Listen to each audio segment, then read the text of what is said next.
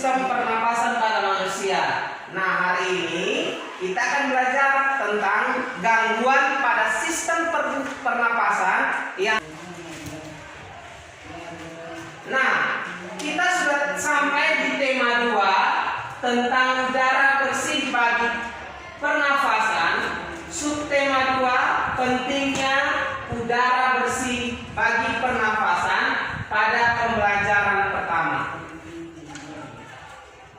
Setelah belajar tentang materi ini, anak-anak diharapkan dengan membaca dan mencermati teks tentang dayu, anak-anak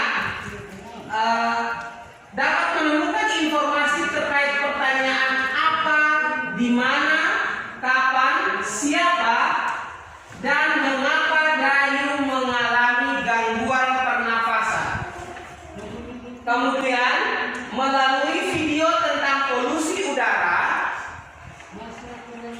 kalian dapat menganalisis bahaya polusi udara bagi organ pernapasan manusia dengan benar.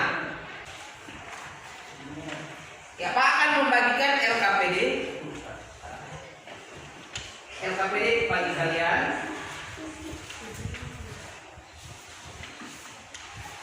Satu kelompok 1.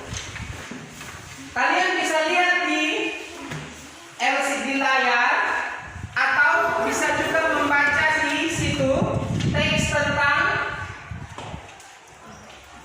dayu berangkat ke sekolah. Kalian boleh membaca dulu teksnya. Yang tidak memegang LKPD karena satu kelompok 1, kalian bisa membacanya di layar.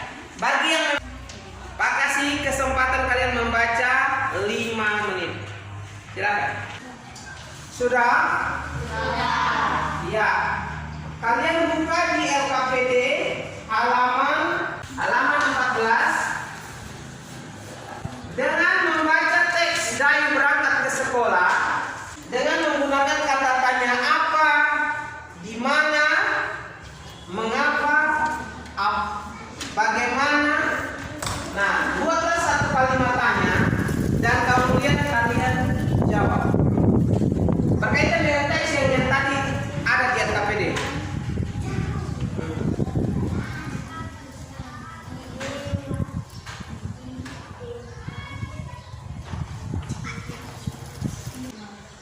Perhatikan untuk penulisan nama orang, nama tempat itu jawabannya harus huruf vertikal. Oke, kalau begitu salah satu dari kelompok 1 maju ke depan. Fianisa, kelompok 2 maju ke depan untuk baca kata tanyanya dan juga jawabannya. Nomor 1, siapa saja yang mengalami batuk-batuk? Yang mengalami batuk-batuk adalah Siti, Dayu, dan Dedo. Oke. Berikut nomor 2 dari kelompok sebelah. Silakan.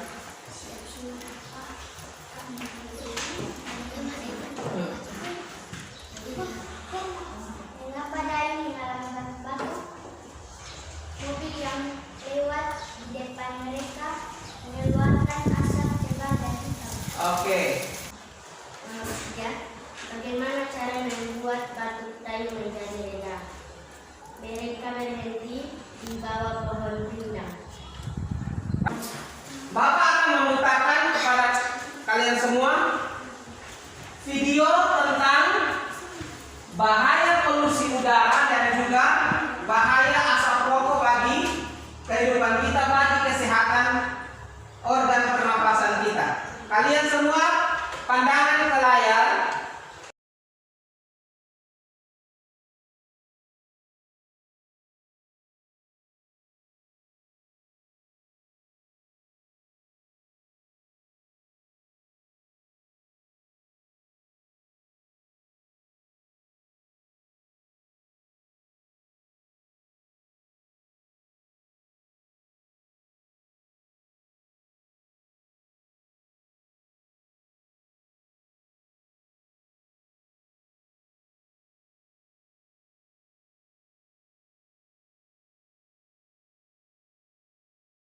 Coba kalian amati gambar yang ada di hadapan kalian ini.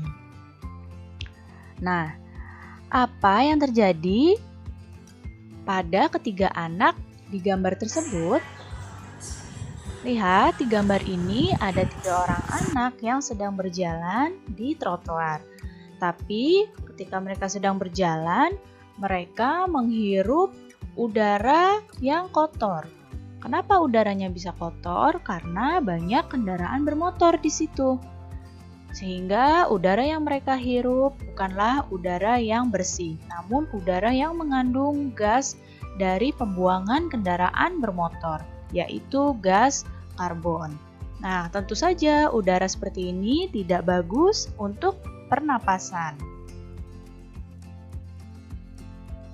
Coba bandingkan gambar yang tadi dengan gambar ini. Nah, pada gambar ini udara yang dihirup adalah udara yang bersih. Udara yang bersih itu udara yang banyak mengandung oksigen dan baik untuk pernapasan.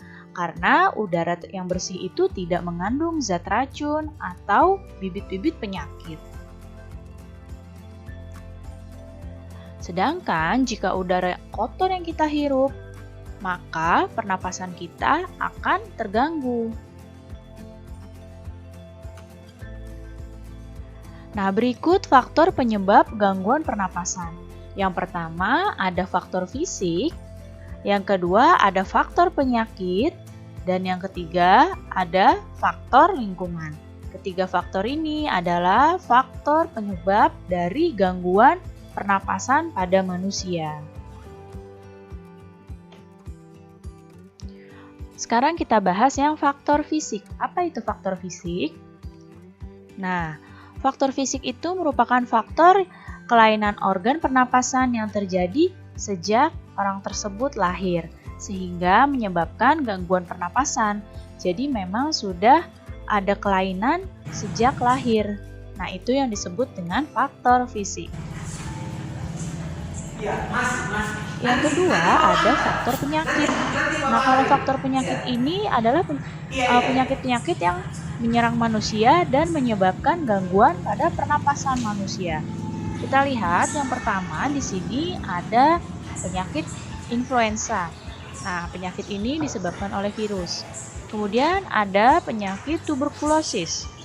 Nah, penyakit tuberkulosis atau yang disebut dengan TBC ini disebabkan oleh bakteri Mycobacterium tuberculosis. Yang ketiga ada penyakit flu burung. Flu burung ini disebabkan oleh virus H5N1. Kemudian ada juga penyakit bronkitis. Penyakit bronkitis ini adalah penyakit yang peradangan pada bronkus karena virus.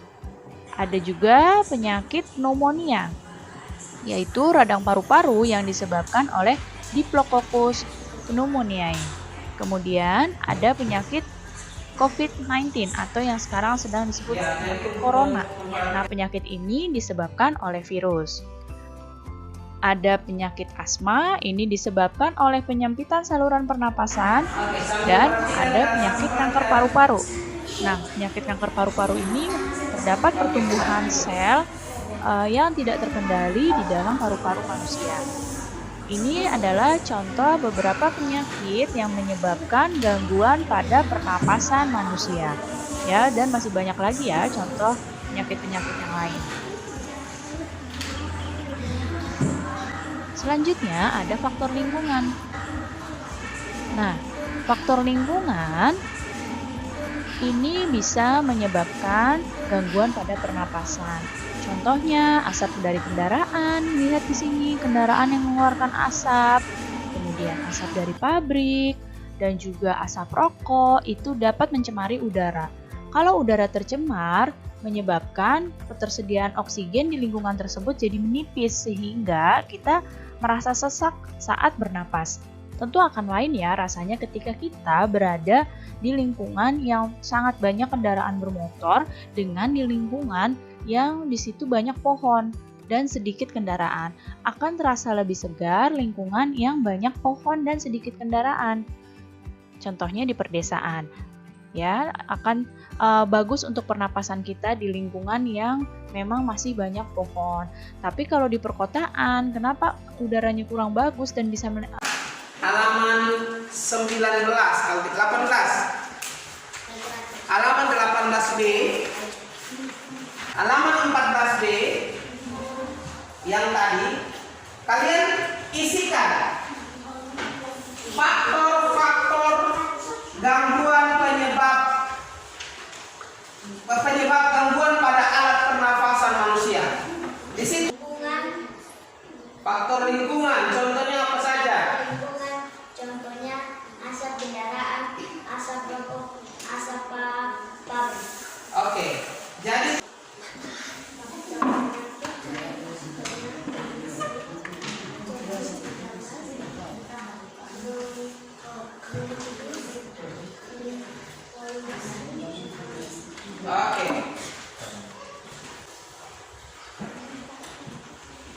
ya. Faktor fisik, contoh cacat dan lahir. Iya. Jadi sekalian mewarnai gambar tersebut dengan teknik kering menggunakan spidol atau pensil gambar. Ini harus Bapak akan membagikan kepada kalian ini warnanya gambar. ini. Pensil. Ini gambar ini gambar. Jangan sampai kena lagi ya. Hati-hati. Ya.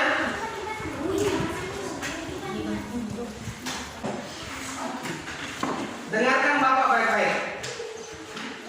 Kita telah sama-sama belajar tentang bahaya polusi udara bagi alat pernapasan, bahaya asap rokok bagi organ pernapasan kita, kemudian pentingnya menanam pohon di kehidupan kita, di lingkungan kita, dan juga yang terakhir teknik pewarnaan kering dan juga teknik pewarnaan basah.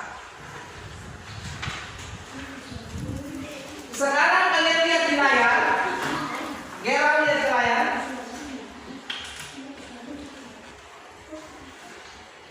Balik LKPD kalian, balik bagian belakangnya. Semua tutup LKPD, balik bagian belakangnya. Bagian belakang ini tuliskan nama kalian di bagian belakang.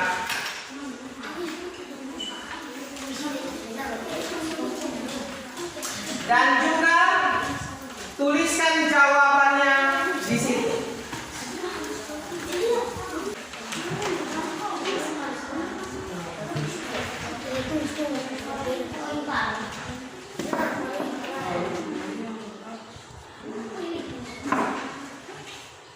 Akan menilai hasil kerja kalian. Nah, semoga materi kali ini dapat kalian gunakan di kehidupan kalian, di rumah kalian, di lingkungan kalian, ya. Dan sebelum kita mengakhiri pembelajaran hari ini, Julio Koro pimpin kita dalam doa untuk kita mengakhiri kegiatan pembelajaran hari ini. Ini namanya nama Alkitabiah ini. Julio apa? Julio Peniel Koro. Silakan.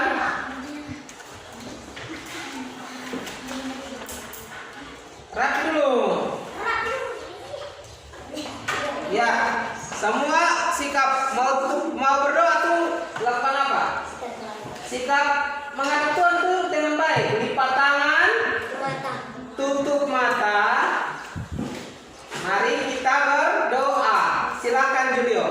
Jangan-jangan sebelum Tuhan ada Tuhan dalam tersebut rumah dalam kuasa dan amin.